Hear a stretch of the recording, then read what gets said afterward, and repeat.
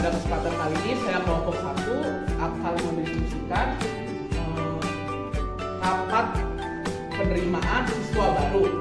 Dan sebelumnya izinkan saya memperkenalkan diri. Saya Fikri Bahtiar sebagai Wakaf Kesiswaan dan saya Alira Mazafira sebagai Wakaf Kurikulum.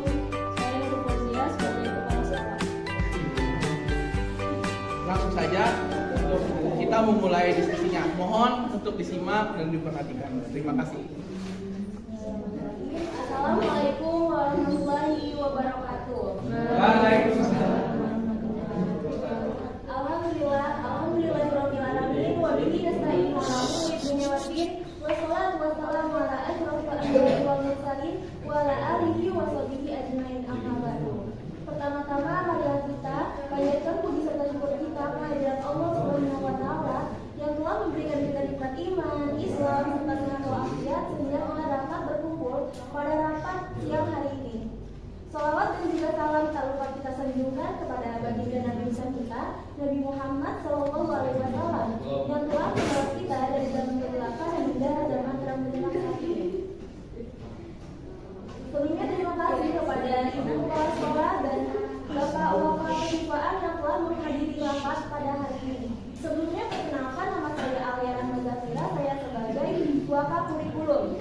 Yang terhormat kepada Ibu Kepala Sekolah, Ibu Nurul Fauzia. Yang terhormat kepada Wakaf Kesiswaan, Bapak Fikri Bahtiar. Dan yang terhormat kepada rekan-rekan sekalian. Untuk rapat kali ini akan membahas mengenai rancangan pembelajaran tahun ajaran baru pasca pandemi COVID-19 di SMA Negeri 1 Karawang, yang terdiri mengenai pertama, penerimaan siswa baru, yang kedua, strategi pembelajaran, yang ketiga, pembagian kelas, dan ini ada beberapa naskah yang akan kita kaji dalam rapat kali ini. Sebelum rapat kali ini dimulai, mari kita mengucap basmalah. Bismillahirrahmanirrahim. Selanjutnya rapat kali ini akan dipimpin oleh pimpinan kita, yaitu Ibu Kepala Sekolah. Kepada Ibu Nurul Fauzia, saya persilakan waktu dan tempat. Baik, salam kali ya. Hadirin yang saya hormati, para guru dan staf serta jajaran di SMA Negeri 1 Karawang. Saya selaku kepala sekolah mengucapkan banyak terima kasih atas partisipasinya telah hadir dalam menyempatkan waktunya. Yang dimana kita di sini akan memusyawarahkan rapat pada hari ini. Jadi seperti yang dijelaskan, topik pada hari ini ialah rancangan pembelajaran tahun ajaran baru pasca pandemi COVID-19 di SMA Negeri 1 Karawang. Adapun pembahasannya ada 3 ya, tentang menanggapi penerima siswa baru, menentukan strategi pembelajaran, dan menentukan kebijakan baru. Kenapa rapat ini saya kumpulkan, saya panggil karena Kemendikbud Nadiem Anwar Makarim telah mengumumkan tentang penyelenggaraan pembelajaran semester baru, yang dimana di situ kita akan melakukan PPDB, penerimaan peserta baru secara online, secara daring.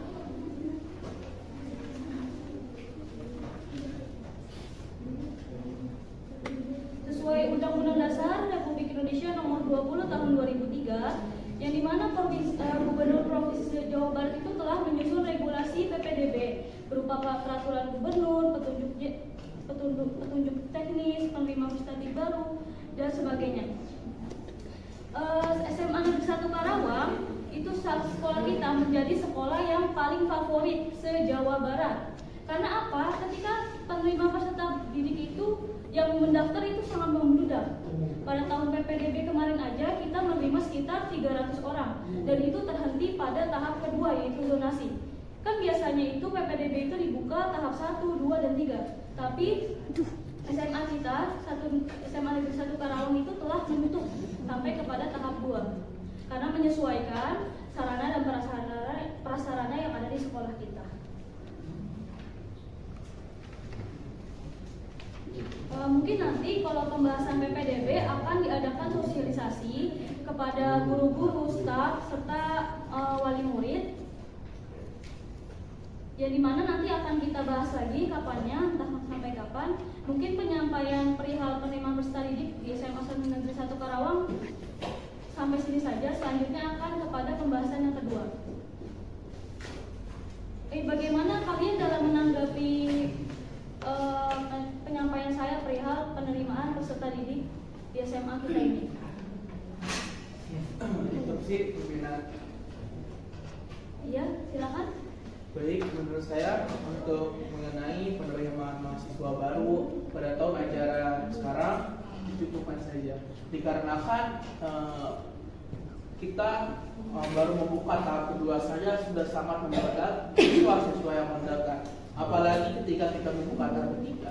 Dan seperti yang telah disampaikan oleh pimpinan sendiri, kita maka akan kewalahan mengenai sarana dan prasarana.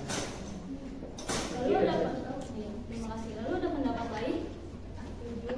Setuju ya. Jadi kita telah cukupkan saja kepada pendaftaran di tahap kedua.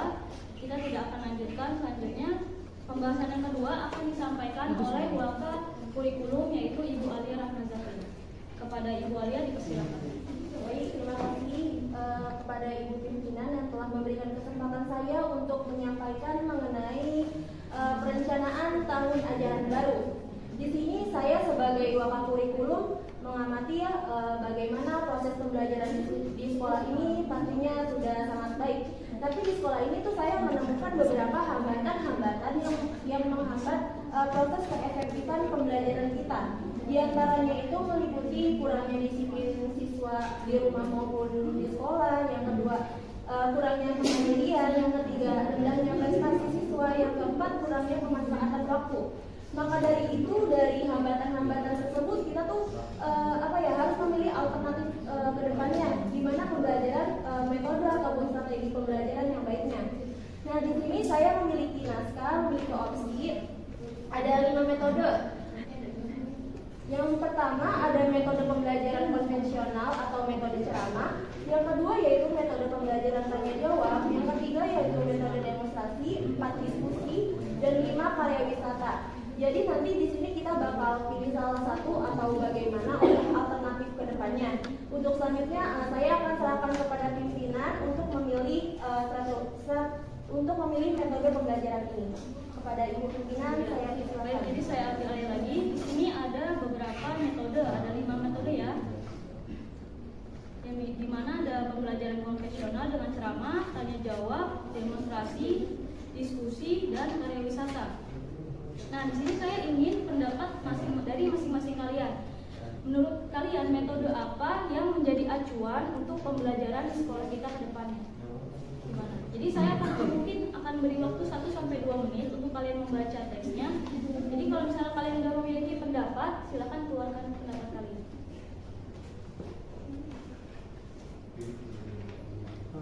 Silakan. Setelah saya pelajari mengenai metode apa yang akan kita gunakan dalam belajar mengajar, dan saya lebih setuju mengenai metode pembelajaran tanya jawab. Dikarenakan apa?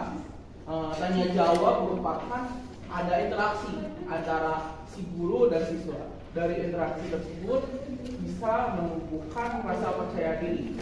Nah, dari kelebihan dari tanya jawab itu adalah menarik dan memuaskan peserta didik, dan ada mengembangkan daya pikir dan daya ingat dari peserta didik kepada sang guru. Dan ketiga adalah mengembangkan keberanian, kemudian keterampilan. Jadi siswa itu akan lebih berani untuk percaya diri dan tampil di depan. Nah, mungkin saya lebih setuju itu karena dari tanya jawab tersebut lebih efektif ya, karena ada interaksi dari siswa dan guru. Itu saja dari saya. Baik, saya tampung dulu ya. Jadi Waka Kesiswaan dari Bapak Fikri itu memilih metode tanya jawab sebagai acuan. Apakah ada pendapat lain? Instruksi pimpinan, silakan. Saya setuju sih dengan pendapatnya saudara Bapak Fikri mengenai metode tanya jawab, tapi saya ingin memberikan tambahan ya, selain tanya jawab karena kan mengarah dua arah, terlibat interaksi kan antara guru dan siswa.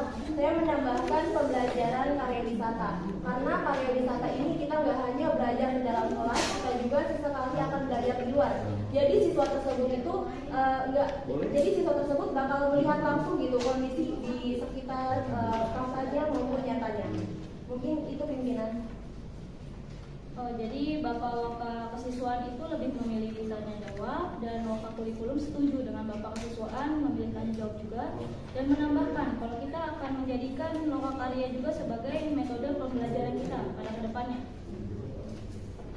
Baik, saya sebagai pengambilan keputusan, saya mungkin setuju dengan kalian berdua tentang tanya jawab dan Loka Karya. Tapi akan tetapi Loka Karya kan tidak bisa setiap saat, gitu kan. Loka Karya mungkin hanya bulanan, tahunan, dan sebagainya. Kalau saya akan menambahkan metode pembelajaran diskusi, yang dimana metode ini kan saling menukar informasi, bertukar informasi, pendapat dan unsur-unsurnya. Jadi ini lebih merangsang kreativitas anak didik, gitu. Jadi mungkin kita akan menjadikan 3 metode ini sebagai acuan pembelajaran ke depannya. Bagaimana? Apakah ada tanggapan? Instruksi pimpinan, saya setuju sih bagaimana ketiga metode tersebut dikolaborasikan seperti tanya jawab, karya wisata, dan diskusi. Apalagi metode karya wisata kan nggak dilakukan setiap saat kan, mungkin diseling satu semester 1 kali keluar gitu. Ya seperti yang tadi saya bilang, sebenarnya metode ini itu akan dipakai oleh kita. Tapi kita tuh memilih 3 metode yang menjadi acuan gitu buat pembelajaran ke depannya. Untuk Loka Karya sendiri mungkin akan disesuaikan dengan pembiayaan pendidikan kita. Nanti karya wisata sendiri akan disampaikan nanti oleh pembiayaan pendidikan bagian keuangan. Nanti baru situ kita rapatkan lagi soal karya wisata itu. Gimana, ada tanggapan lagi? Apakah sudah cukup? Sudah. Karena masih ada pembahasan, saya alihkan lagi kepada Ibu Ani.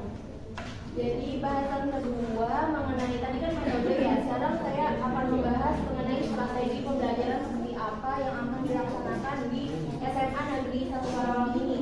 Jadi di sini saya menyiapkan 5 opsi lagi berdasarkan kurikulum 2013.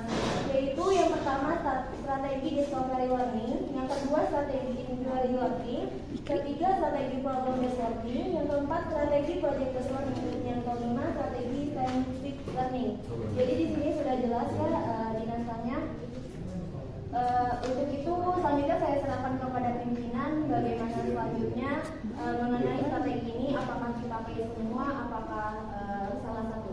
Kepada pimpinan saya persilakan. Ini kan sudah Anda tentukan tentang strategi pembelajarannya. Lalu tujuan strategi ini menggunakan berdasarkan kurikulum 2013 itu yang ketiga akan disampaikan oleh Wakil Kesiswaan, yaitu Bapak Fikri Bahtiar. Kepada Bapak Fikri dipersilakan. Baik, terima kasih kepada sekolah dan rekan-rekan sekalian untuk pembahasan yang saya sampaikan, yaitu mengenai pembagian kelas dan wali kelas pada tahun ajaran baru ini. Sebelumnya saya akan menjelaskan untuk kelasnya dulu. Untuk kelas 12 ada 4 kelas, ada 12 ada 4 kelas, kelas 11 ada 3, untuk kelas 10 ada 4. Langsung pembagian dari pada itu sebagai wali kelas. Nah, untuk semua kelas ada, namun karena tugas yang sudah disampaikan oleh Ibu Kepala Sekolah itu membludak, jadi kita ada kendala mengenai pembagian kelas 10 IPS 3. Nah, bagaimana ya? Untuk wali kelas ke 10 IPS 3 belum ada yang siap. Mungkin saran saya lebih ngambil guru honorer atau guru pemata pelajaran aja. Jadi saya mau pendapat kalian nih, rekomendasi kalian guru apa yang mungkin bisa mengemban tugasnya sebagai wali kelas 10 IPS 3. Nah, untuk dari saya sendiri, saya telah merekomendasikan yaitu guru bahasa Inggris, yaitu Ibu Mimin, sebagai merangkap jabatan sebagai wali kelas 10 IPS 3. Mohon maaf, bukannya Ibu Mimin memiliki tempat les. Nanti misalkan Ibu Mimin merangkap jadi guru, jadi guru les, terus juga jadi wali kelas, bagaimana dia bisa memegang waktunya?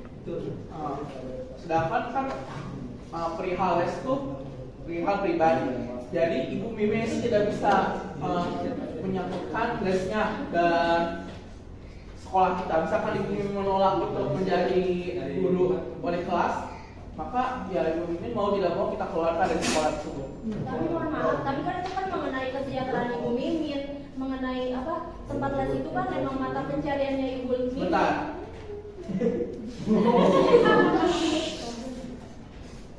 Nah, kenapa Anda meragukan apa yang telah direkomendasikan oleh saya sendiri? Itu gimana? Bukannya begitu, Bapak kesiswaan. Maksudnya kan misalkan dia merangkap 3, takutnya nanti siswa itu terbengkalai.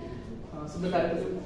Mohon maaf, saya lagi berbicara jangan dipotong. Jadi itu tuh gimana nanti kalau misalkan merangkap beberapa kewajiban, takutnya kan siswa terbengkalai. Jadi saya ini memiliki opsi sebelumnya rekomendasi ada guru olahraga, kebetulan dia itu memiliki waktu banyak, yaitu Pak Haji. Bagaimana pimpinan? Pak Haji itu guru olahraga.